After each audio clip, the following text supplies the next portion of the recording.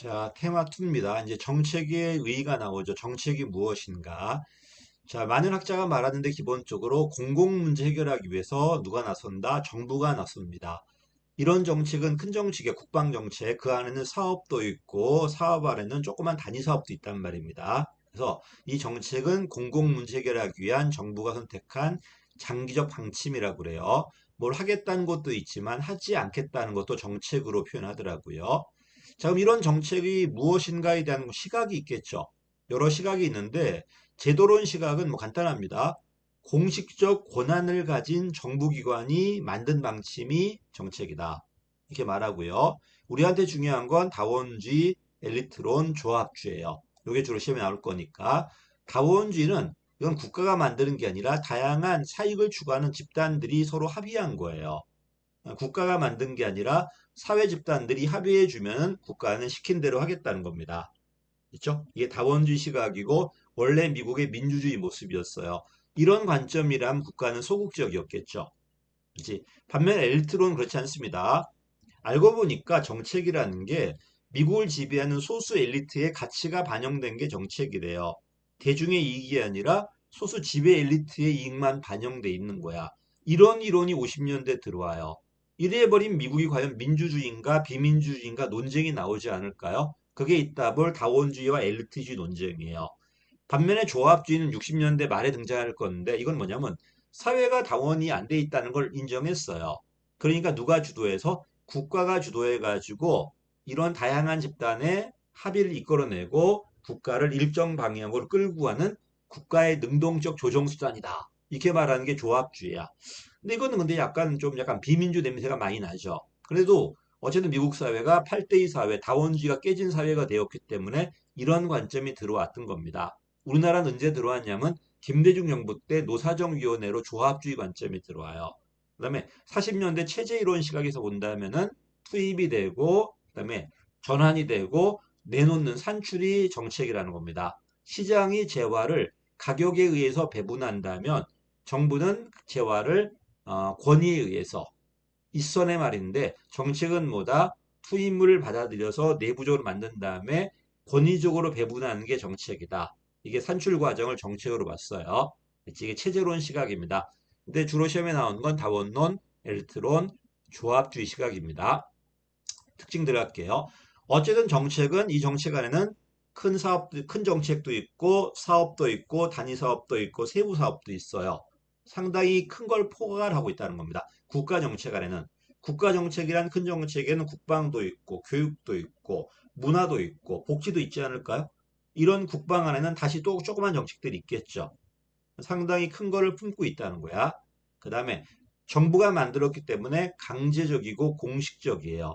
또 정책을 만들었다는 건 기존에 문제가 있으니까 이걸 통해 해결하겠다는 거죠. 변동지향성이야.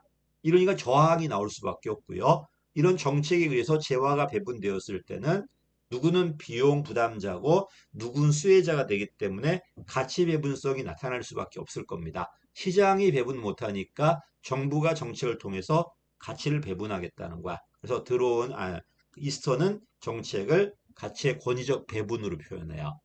이런 정책이 되기 위해서는 일단 문제가 있어야 돼요. 문제가 그다음에 목표가 있어야 되고 대안들이 있어야 되겠죠. 그다음에 여기 관련 대상자들이 있을 겁니다. 즉 어째 3대 요소는 목표, 수단, 대상인데 이런 수단에는 다시 봐. 교통이 막혀. 교통이 막히기 위해서는 도로를 건설한다든지 지하철 건설해야 될 거예요. 이게 실질 수단이야. 왜? 목표 달성에 직접 기여하니까. 근데 이걸 위해서는 도로 건설하든 지하철 건설하든 인력이 필요하고 조직이 필요하고 예산이 필요하고 법이 필요할 겁니다. 그렇지?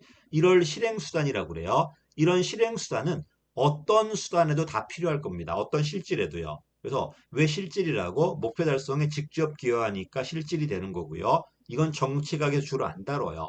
이건 개별 그 정책 그 학문이 다루는 거지 도로 건설을 우리 행정학이 하는 건 아니잖아 지금. 거기서 하는 거고요. 실행 수단은 이런 실질 수단을 도와주는 보조 수단들이야. 인력이라든지 예산이라든지 이런 것들.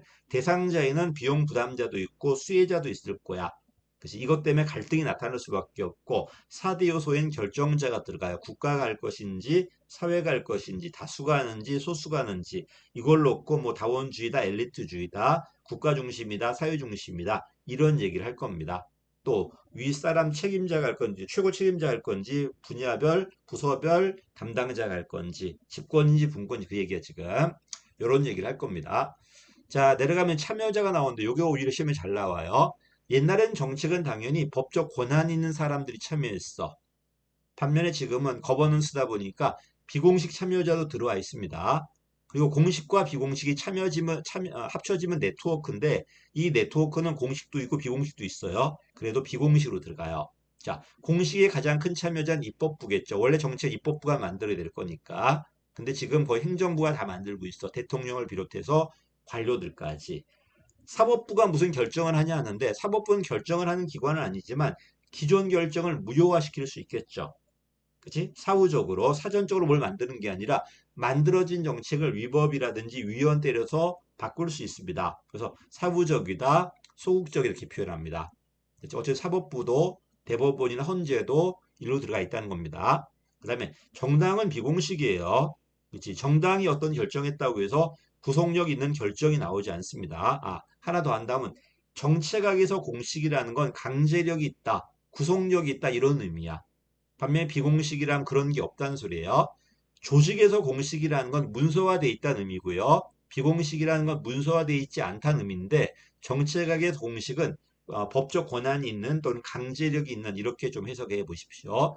사익을 추구한 이익단체, 언론, 공익을 추구한 NGO, 그다음에 이런 공식과 비공식 합쳐져 있는 네트워크 이 안에 세 가지가 있을 거야. 이런 것들은 전부 다 비공식이고 시험은 오히려 세 번째 게 잘 나옵니다. 이따 보시면 뭐 사법부니 막 나오잖아요. 이렇게. 지금은 거의 행정부가 주도해요. 그러다 거버넌스 시대가 지나면서 이런 네트워크도 부각이 되고 있습니다. 여기까지입니다. 자, 이 강은 여기까지 하겠습니다. 감사합니다.